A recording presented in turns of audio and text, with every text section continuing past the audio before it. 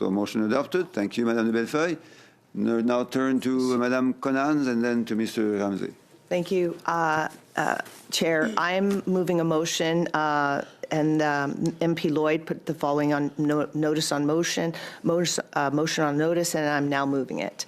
And the motion is that given the Department of Agriculture has advised the Penticton Shooting Sports Association that their lease is to be terminated at the end of 2025. The range has operated for 42 years and is essentially not only for recreational shooters, but also for RCMP, BC sheriffs, and cadets who depend on it for training. The planned closure of the range would deprive the community of a safe area where residents can legally and responsibly use their firearms. The proposed divestment of the land has been met with widespread condemnation from the community and the South Okanagan RCMP. The committee called on the government to rescind the divestment plan and this be reported to the House. And I appreciate everyone listening to this extremely personal and important decision that has been made, or that is imminent, hopefully not imminent. It's a deeply personal issue, a decision that will affect our community significantly. This club is, first of all, I want to say we've passed out, there's a handout, but I apologize that there's no translated version to it. Basically, it's a letter from MP Fuhr supporting the club. So this is a club, has a history of 43 years. It's a family club. At that club, they do safety training, hunter education, youth and cadet training, and family-oriented shooting sports. There have been absolutely no complaints or issues from the local community, ever. They completely coexist. This facility creates connections between law enforcement and the public and youth. Not many clubs are there left anywhere where youth and adults can engage and interact together, and RCMP and youth engage together at this club. I don't know anyone around this table who can think of a club that does that in this day and age. This is going to be a detriment to the local RCMP. There was a public letter sent out from Staff Sergeant Bob Venimaniak to the public telling about the costs that our local municipalities and region are going to have if this club closes down. Right now, you can imagine that the RCMP is the biggest cost for local government, and they'll have to drive now many hours to get to another shooting range in order to practice. The clubhouse and range represent significant investments of time, resources, and community effort that cannot be easily replaced. It's actually in millions of dollars, and through the years that they've built through volunteers. This is all volunteers, clubhouses and archery ranges, and that really support the community. The range has strong ties, as I said, to RCMP, border services, because my riding has 6 border crossings in it, and the border crossing nearest Osoyoos, this is one of the ranges that they use, and it's the nearest range for what they need to practice. Parks Canada, Air Cadets, Scouts, local youth groups, and the hunting community. I think it's important for you to know that, members to know that in a rural area, you don't want people practicing their shooting out in the woods. We have a huge problem in our area with wildfires. We can't have local people practicing out in the woods because it sparks fires, and it also for safety reasons. So that's another reason that we really need to keep this club going. I want to say again that Liberal MP Stephen Fuhr sent a public letter out stating and requesting. He says, and you should have it in front of you. I believe the Penticton Shooting Sports Association has made a strong case for why their continued presence on this side is in the best interest of the community. As such, he says, I very respectfully lend my support to their request for a renewed long-term lease. MP Dan Albus tabled a petition recently signed by almost 10,000 Canadians, highlighting the vital role that this club provides in education, safety, and training. I believe it's time to reconsider and end this flawed process that no one in the local community is in favor of. No one. It's a case where government needs to leave well enough alone. There's no problem with this club. In fact, it's going to leave a real hole in our community if this lease is ended. So what I ask is that you take this divestment and please end it. Extend the lease of the Penticton Shooting Club Sports Association, and our region will be grateful, and everyone will be grateful if you were to suspend and follow the text of the motion, which calls on the government to rescind the divestment plan, and that this will be reported to the House. Merci, Madame Konanz. Madame, Monsieur. Thank you, Ms. Konanz. Mr. Ramsey. Denying Mrs. Konanz's motion's merit, I think the chair should call the subcommittee to organize agenda at a later date. And with that, I would move to adjourn the debate and move to the budget debate instead. So that's a motion to adjourn this debate and move to a debate on budgets. So we will now move immediately to a vote. It's a straightforward motion to vote on, I understand. So does the committee agree with that adjournment motion? With Mr. Lloyd? I believe that dilatory motions are motions that cannot be debated, correct? But because Mr. Ramsey has put a qualifier on the motion, it is now a debatable motion. So I don't believe it would be moving to a vote. I believe it would be open for discussion. So I'd like to put my name on the docket.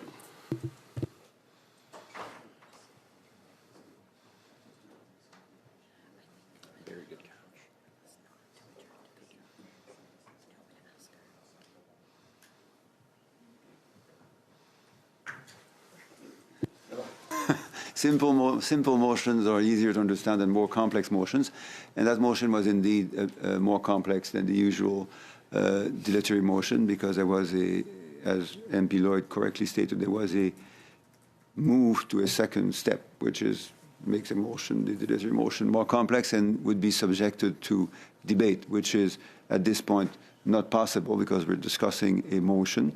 So we will return to Madame Konanz's motion. Any input on that motion, MP Lloyd? Thank you, Mr. Chair. I appreciate that. I actually had the pleasure of visiting the Penticton Shooting Sports Association facility just north of Penticton. It's an absolutely beautiful facility. It's extremely functional. You know, the loss of this facility due to this divestment plan would be a huge loss to the community and a loss to the country. And, you know, we live in a much more dangerous world.